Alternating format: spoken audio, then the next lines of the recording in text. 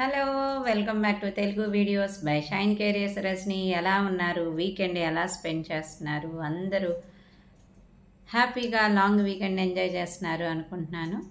So నేను last వీడియోలో చెప్పాను, నేనైతే busy with my kids exam అని చెప్పి. యాక్చువల్గా అయితే మా పిల్లలు లాంగ్ వీకెండ్ అయినేసరికి అసలు ఇంకెంతసేపు చదువుతావు మమ్మీ, ఎంతసేపు మమ్మీ, ప్లీజ్ మమ్మీ, అది ఏదో ఒక రీజన్. అది మా పిల్లలనే కాదు, ఇది కూడా మీరు ఫేస్ చేస్తూనే ఉండుంటారు కదా. మామూలు రోజుల్లోనే కష్టము, ఇక వీకెండ్స్ పిల్లలు ఎగ్జామ్స్ టైంలో హ్యాండిల్ చేయటం అయితే చాలా కష్టం కదా. సో మీ పిల్లలు ఎలా వింటారు అనేది అయితే కమెంట్లో రాయండి. మా పిల్లలైతే 24 గంటలు చదవమన్నా కదా, అసలు 1 గంట చదవడమే చాలా ఎక్కువ. నేను చెప్పేది ఏంటంటే, ఎవరికైనా చదివేది కొద్దిసేపు అయినా కానీ ఫోకస్గా చదవండి. 24 గంటల పుస్తకాల ముందు కూర్చొని చదివించి వాళ్ళని ప్రెషరైజ్ చేసినా ఉపయోగం లేదు. వాళ్ళు ఇంట్రెస్ట్గా చదివితే 10 మినిట్స్ అయినా, అది గంట అయినా, హాఫ్ అన్ అవర్ అయినా యూజ్ ఉంటుంది. సో ఈరోజు ఆ ఎగ్జామ్స్కి అనేసరికి నాకు ఒక లేటెస్ట్ సిబిఎస్ఈ అప్డేట్ గురించి గుర్తొచ్చింది.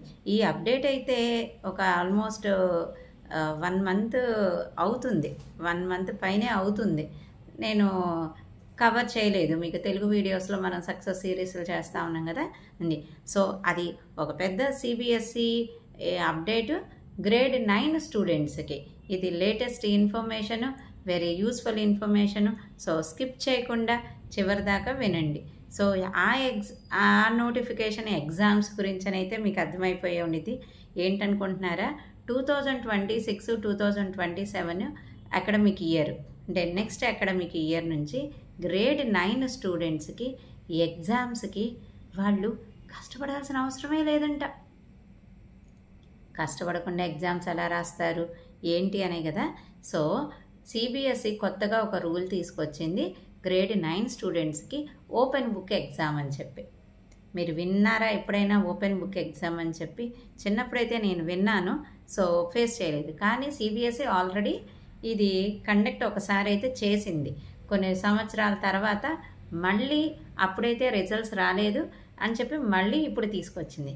అసలు ఏమిటి, అప్పుడు ఎందుకు మానేసింది, ఇప్పుడు ఎందుకు తీసుకొచ్చింది, అసలు ఈ ఓపెన్ బుక్ ఎగ్జామ్ ఏంటి అని డౌట్గా ఉందా? మన పేరులోనే తెలుస్తుంది కదా, ఓపెన్ బుక్ ఎగ్జామ్. ఎగ్జామ్ అనేది మీరు రాసేటప్పుడు చక్కగా మీరు బుక్స్ తీసుకెళ్ళి, అది టెక్స్ట్ బుక్స్ అయినా, నోట్ బుక్స్ అయినా, రెఫరెన్స్ మెటీరియల్ అయినా, గైడ్స్ అయినా, ఏది కావాలంటే అది తీసుకెళ్ళి చక్కగా మీరు చూసి ఆన్సర్ రాయటమే. మరి దీన్ని ఎగ్జామ్ అంటారా నిజంగా? ఎందుకు సిబిఎస్ఈ ఇలాంటి నిర్ణయం తీసుకుందనుకుంటున్నారు? మీ ఒపీనియన్స్, మీకు తెలిసిన ఇన్ఫర్మేషన్ ఉంటే కమెంట్స్లో రాయండి. సో ఓపెన్ బుక్ ఎగ్జామ్ ఇప్పుడు దాకా పిల్లలు, పేరెంట్స్ అందరూ కంప్లైంట్ ఏంటి, ఇవన్నీ గుర్తుపెట్టుకోలేకపోతున్నాం, పిల్లలకు ప్రెషరైజ్ అయిపోతున్నారు, ఇంత కాంపిటీషన్ అవుతుంది, ఇప్పుడున్న కరెంట్ జనరేషను ఏం చదువులు అని అందరూ కంప్లైంట్ అయితే చేస్తున్నారు కదా. సో ఆ కంప్లైంట్కి ఇది మందుగా అన్నమాట. ఏం చెప్పారు? మీ పిల్లలు బట్టి పట్టాల్సిన అవసరం లేదు, గుర్తుపెట్టుకోవాల్సిన అవసరం లేదు, ఏమి చేయాల్సిన అవసరం లేదు, చక్కగా బుక్స్లోంచి చూసి రాయండి. మరి ఇది పిల్లలకి ఎలా ఉపయోగపడిద్ది? ఏమి టెస్ట్ అని ఎందుకు అంటున్నారు? మరి ఏదో ఒకటి ఉండిద్ది కదా, ఏమనుకుంటున్నారు అది? సో బుక్లో ఎగ్జామ్ చూసి రాయడం అంటే జస్ట్ పైనుంచి కింద దాకా చూసి రాయటం కాదండి. క్వశ్చన్ పేపర్ ఇస్తారు, బుక్లో ఇన్ఫర్మేషన్ ఉంటుంది, కానీ మనం దాన్ని డైరెక్ట్గా కాపీ పేస్ట్ చేయకూడదు అనమాట. ఏం చేయాలి? ఆ కాన్సెప్ట్ని అండర్స్టాండ్ చేసుకొని మన ఓన్ అనాలిసిస్ రాయాలి. సో క్వశ్చన్ అనేది డైరెక్ట్గా ఉండదన్నమాట. మనం చక్కగా ఈ పేజీ తీసేసుకొని ఇది రాసేద్దాము అంటానికి. సో అప్లికేషన్ ఓరియంటెడ్గా అక్కడ నేర్పించిన కాన్సెప్ట్ని అప్లికేషన్గా దాన్ని రియల్ టైంలో ఎలా అప్లై చేస్తాము, దాది మన ఓన్ అండర్స్టాండింగ్ రాయాలి. సో మరి ఇప్పుడు మీకేమనిపిస్తుంది? ఇది ఈజీ అని అనుకుంటున్నారా? మీ అభిప్రాయాలు కమెంట్లో, ఏదైనా మీరు ఈ పాలసీకి అగెనెస్ట్గా ఉన్నారా, సపోర్ట్ చేస్తారా, మీకు ఎలా అనిపిస్తుంది, మీ ఎక్స్పీరియన్సెస్ ఏమన్నా, మీకు తెలిసిన ఇన్ఫర్మేషన్ కమెంట్స్లో తెలపండి. సో నేనైతే మాత్రం ఓపెన్ బుక్ ఎగ్జామ్ అంత ఈజీ అయితే కాదు, బట్ ఒక అడ్వాంటేజ్ ఏంటంటే పిల్లల్ని బట్టిచ్చి చదువు చదువు చదువు చదువు గుర్తుపెట్టుకో, ఇది గుర్తుపెట్టుకో, అది అనే అవసరం ఉండదు. మరి ఏం చేయాలి మరి ఇప్పటి నుంచి అంటే పిల్లలకి కాన్సెప్ట్ అర్థమయ్యేటట్లు ఉండాలి. అది వాళ్ళు ఎంత నేర్చుకున్నారు అనేది చాలా ఇంపార్టెంట్. ఎన్ని టాపిక్లు నేర్చుకున్నారు, ఎంత చదివారు అనే దానికంటే ఎంత అర్థం చేసుకున్నారు, వాళ్ళకి ఎంత అర్థమయ్యింది, వాళ్ళు దాన్ని ఎంత అప్లై చేయగలుగుతారు, వాళ్ళ ఐడియాస్ని ఎలా ఎక్స్ప్రెస్ చేయగలుగుతారు. సో మొక్కుబడి చదువులకి ఫుల్ స్టాప్ పడబోతుంది. మీరు మీ పిల్లల్ని ఏదో స్కూల్కి పంపించాం, ట్యూషన్కి పంపించాం, 3 సార్లు రాపించారు, 5 సార్లు రాపించారు, మా అబ్బాయికి 90 మార్కులు వచ్చినాయి, 100 మార్కులు వచ్చాయి, చాలా చేంజెస్ వస్తుంది. అది మంచికే జరిగిద్ది అని అనుకుంటున్నాను. కానీ మన జాగ్రత్తలో మనం ఉండాలి. సో మీ పిల్లలు ఇప్పుడు 9th గ్రేడ్కి వెళ్తూ ఉన్నట్లయితే సో ఇప్పటి నుంచే పిల్లల్ని ట్రైన్ చేయండి. సో ఎలా ఎందుకు కాన్సెప్ట్ వచ్చింది, రీజన్ ఎందుకు వచ్చింది, ఫార్ములా ఎలా వచ్చింది, కాన్సెప్ట్ ఎక్కడ ఉపయోగిస్తాము, ఎలా ఉపయోగిస్తాము అనేది మినిమం బేసిక్ అండర్స్టాండింగ్ ఇప్పటి నుంచి వాళ్ళని ట్యూన్ చేసుకుంటూ ఉంటే సో ఒక్కసారిగా అయితే రాదు కదా, సో అది యూజ్ అవుతుంది.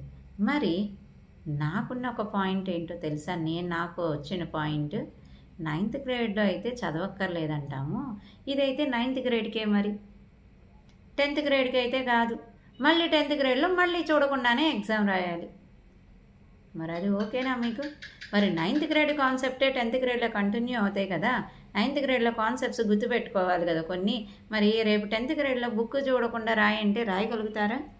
మీరేమనుకుంటున్నారు? సో 10th గ్రేడ్కి కూడా పెడితే మంచిదంటారా? ఒకసారి ఇప్పుడు ట్రైన్ చేయండి అని చెప్పాను నేను, ఓకే మీరు చేస్తారు అనుకోండి. సో ట్రైన్ అయ్యి ఇలా చూడకుండా బట్టి పట్టకుండా మెమరైజ్ చేయకుండా అలవాటైన పిల్లలు మళ్ళీ సడన్గా ఒక 6 నెలలు 9 నెలల్లో మళ్ళీ మీరు ఇవన్నీ గుర్తుపెట్టుకోండి, ఇవన్నీ చదివాల్సిందే, ఇవి ఇట్లా రాయాల్సిందే, మళ్ళీ ఇప్పుడు న్యూ వేలో నేర్చుకోండి అంటే వాళ్ళు ఓపెన్గా ఉంటారా? అందరికీ అది అడాప్ట్ చేసుకుంటారా? అంటే అందరికీ అది తొందరగా అలవాటు పడిపోతారా మళ్ళీ? మరి టీచర్స్ రెడీగా ఉన్నారా దీనికి? మన స్కూల్స్ రెడీగా ఉన్నాయా? టీచర్స్కి దీనికి తగ్గట్టు సరైన ట్రైనింగ్ ఇస్తున్నారా? సో సిబిఎస్ఈ కూడా వీటన్నిటిని పరిగణలో తీసుకుంది అని అనుకుంటున్నాను. సో వాళ్ళ ప్రకారం అయితే టీచర్స్ ట్రైనింగ్, స్కూల్స్ ఇవన్నీ ఆల్రెడీ డిస్కస్ చేశాయి. కానీ మంచి ఏదో ఎప్పుడైనా కొత్తది చేయాలి అంటే ఒక స్టెప్ అయితే, ఒక నిర్ణయం అయితే తీసుకోవాలి. ఇంప్లిమెంట్ చేసేటప్పుడు ప్లస్ మైనస్లు ఉంటాయి. సో అలా అని చెప్పి మనము స్టాప్ ఆగిపోయామనుకోండి, మనకి కొత్త చేంజెస్ ఎక్కడి నుంచి వస్తాయి? సో అర్థమైంది అనుకున్నా. సో ఛాలెంజెస్ అయితే ఉన్నాయి, సిబిఎస్ఈ బోర్డుకి కూడా అది తెలుసు, టీచర్స్కి తెలుసు. కానీ ఒక కొత్త మార్పు, కొత్త ఆలోచన విధానం పిల్లల్లో తీసుకొచ్చి ఉన్నతమైన విద్యని, క్వాలిటీ విద్యని పెంచడం కోసం సిబిఎస్ఈ స్కూల్స్ అయితే ట్రై చేస్తున్నాయి. అవి మంచి రిజల్ట్స్ వస్తాయి అని ఆశిద్దాము. అట్ ది సేమ్ టైం స్వాగతం అయితే చెప్పాలి, స్వాగతించాలి, కొత్తదనానికి చెయ్యాలి. పిల్లల్ని పట్టించి ఉపయోగం అయితే లేదు కదా. So hope for the best.